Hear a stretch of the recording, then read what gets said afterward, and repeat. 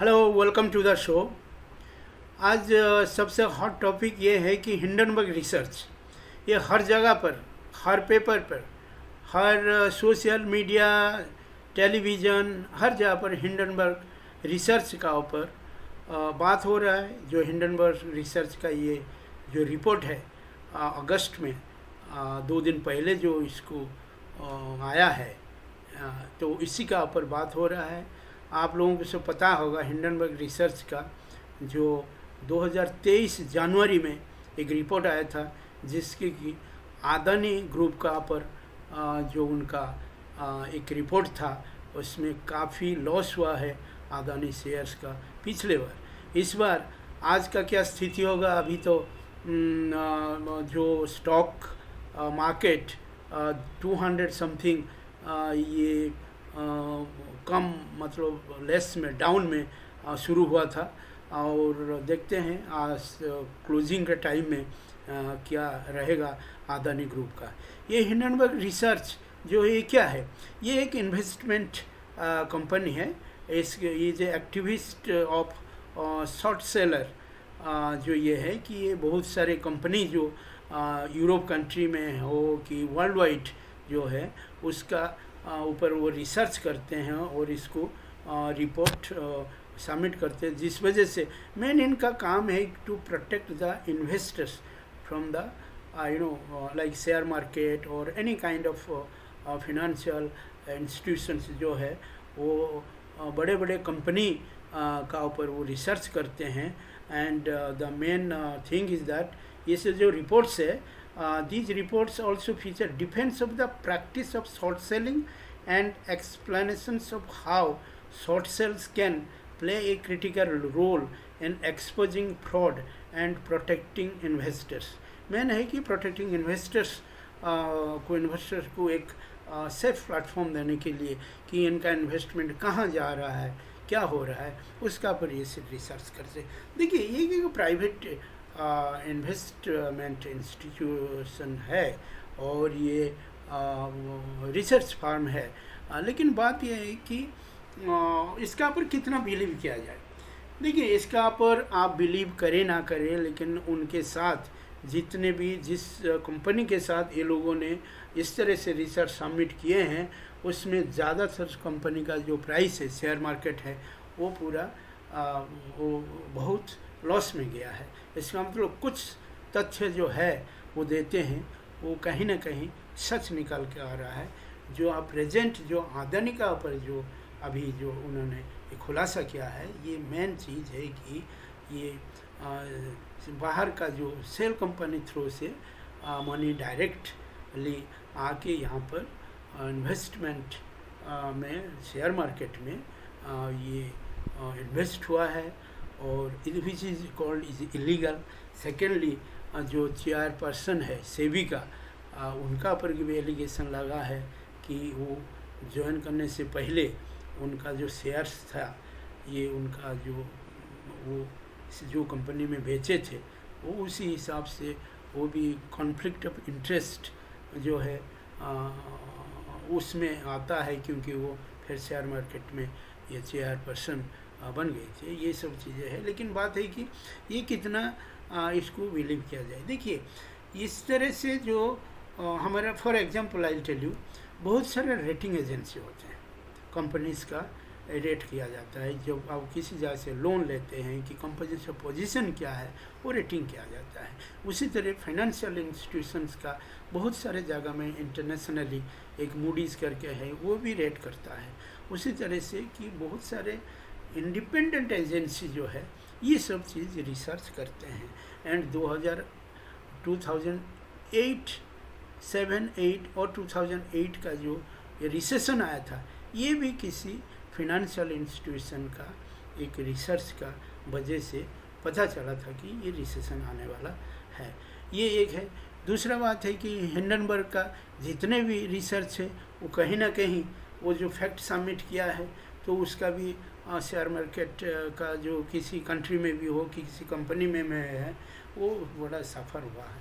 इसका मतलब share market में ना कोई गाफला चल रहा है।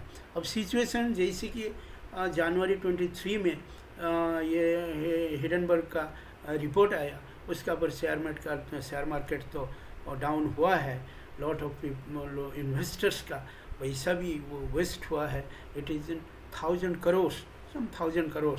अब ये सिचुएशन आया है कि फिर ये सुप्रीम कोर्ट ऑफ इंडिया के पास जब लोग दलील लेके पहुँचे, वहाँ पर उन्होंने भी उसको मिला था कि भाई से भी आप इन्वेस्टमेंट का जो प्रोसीजर्स एंड जो भी चीज़ें हैं इसको आप इन्वेस्टिगेट करिए और आपका इन्वेस्टिगेशन और चालू होना चाहिए। तब लोगों ने बहुत सारे कंप्लेंट भी किया थे, से भी खुद का कैसे इन्वेस्टिगेट करेंगे, लेकिन वो बताया कि नहीं ये एक इंस्टीट्यूशन है जिसको कि हमें रिलाई करना पड़ेगा। अब ये सिचुएशन में आप कोर्ट ज़रूर सेबी को बोलेंगे कि ये आप जो अदानी का जो सिचुएशन है इसको प्रॉपर इन्वेस्टिगेट करके आप रखिएगा, मतलब आप प्रेजेंट करिए कोर्ट में क्या उसका सिनेरियो है। बट जो भी है, अब सिचुएशन इज समथिंग डिफरेंट, कोई ना कोई किसी ना किसी हिसाब से there is wrongdoing has happened, there is no doubt in that. What Hindenburg research is telling, government can not run away from this sort of thing. But आपका जो लोगों का पैसा, ये देखिए शेयर मार्केट जो है एक सट्टा बाज़ार बोलते हैं लोग, हिंदी का आप जानते हैं, सट्टा बाज़ार मतलब इज काइंड ऑफ गैम्बलिंग। आप पैसा लगाते हैं, कभी वो शेयर मार्केट डाउन हो जाता है, अब जब खरीद लेते हैं बाई चांस डाउन हो गया तो आपका लॉस हो गया, फिर आप बेचते रहेंगे, जब देखेंगे कि ये ऊपर जाएगा बेचेंगे, ये कभी होगा, कब आएगा time. So these are the is a kind of gambling. You have to run, you have to see that what is going on. But लेकिन जो सेबी का जो शेयर मार्केट का रेगुलेटिव अथॉरिटी है वो इसको प्रॉपरली हैंडल करके स्टेबल होना चाहिए। ये एक हर्षद मेहता का केस भी हुआ था इसी हिसाब से। ये जो मैनिपुलेटिव एक्टिविटी है वो इसको कंट्रोल करना चाहिए। अब ये भी एक मैनिपुलेटिव एक्टिविटी है इसमें, तो इसका ऊपर बहुत सारा चर्चा है। और इंडिया में अपोजिशन जो है लीडर प्लस जो अपोजिशन में जितनी भी पार्टी है, everybody is telling why it is, what has happened to that, क्या हुआ, why it is, I mean the dispensation is favouring to the Adani in that sense. ये सब चीज़ का ऊपर बातचीत बहुत चल रहा है, लेकिन आगे क्या होगा क्या नहीं होगा ये सब चीज़ डिपेंड करता है। If government will take decision to go for a investigation and to submit a report. Already तो सभी को बोला गया है करने के लिए, वो क्या रिपोर्ट दे रहे हैं, लेकिन फिर भी यहाँ पर एक क्वेश्चन मार्क है कि हमारा हर कुछ सालों के बाद ये शेयर मार्केट का ऊपर एक कोई ना कोई प्रॉब्लम आ ही जाता है। बिकॉज ये जो इन्वेस्टमेंट जो शेयर मार्केट का है ये एक अलग किस्म का है। It is a kind of unpredictable है। It is unlike the other mutual funds की कोई चीज़ है जो कि टोटली आपको पता ही है कि इतना पैसा हमने लगाया तो ये हुआ है। दूसरा बात मैं बताना चाहता हूँ कि अदानी का शेयर्स जो पहले आप देखिए, Adani there was a time ये वर्ल्ड का नंबर 3 पोजीशन में थे एज ए बिजनेसमैन, 3 पोजीशन। तो हिंडनबर्ग रिपोर्ट जो जनवरी 2023 में आया तब ये नीचे 30 में आ गए और उसके बाद वो उठ ही नहीं पाए। क्यों? कुछ तो होगा, otherwise why it has happened. If somebody is telling कि भाई ये जो परसेप्शन है वो क्रिएट किया गया, लेकिन आपको प्रेजेंट करना चाहिए कि परसेप्शन में इस तरह से क्यों इस तरह हुआ। मैं एक चीज़ बताना चाहता हूँ, ये जो शेयर मार्केट है अदानी का, बहुत सारा उनका प्रोडक्ट के साथ भी ये लिंक्ड है, जुड़ा हुआ है। जैसे आप देखिए मस्टर्ड ऑयल हो कि दूसरा चीज़ जो फॉर्चून का है ये अदानी का है। तो ये अदानी क्या करते हैं कि ये मार्केट सेंटिमेंट के साथ इसका प्राइस का लेवल हो जाता है। देयर वाज ए टाइम 2022 दिसंबर हिंडनबर्ग का रिपोर्ट आने से पहले ये आपको पता होगा कि जो मस्टर्ड ऑयल की आपका जो रिफाइंड ऑयल जो है वैरायटी ऑफ, चाहे सनफ्लावर हो, फॉर्चून का आई एम टेलिंग कि ये सब चीज़ 200 से ज़्यादा से बेच रहे थे। जैसे हिंडनबर्ग का रिपोर्ट आया, जैसे शेयर मार्केट का डाउन हुआ, तो ये बिल्कुल नीचे आ गया। और अकॉर्डिंगली सब मार्केट का दूसरा भी जो ब्रांडेड तेल है वो भी धीरे धीरे आ गया। So it is A all kind of non controllable controversy है ये सब चीज़ें गवर्नमेंट का जो पॉलिसी है उसमें आना चाहिए, इसको कंट्रोल करना चाहिए। एंड ये आम लोग इसको नहीं समझ सकते, जो पढ़े लिखे हैं उनको भी समझ में नहीं आता ये सब चीज़ें।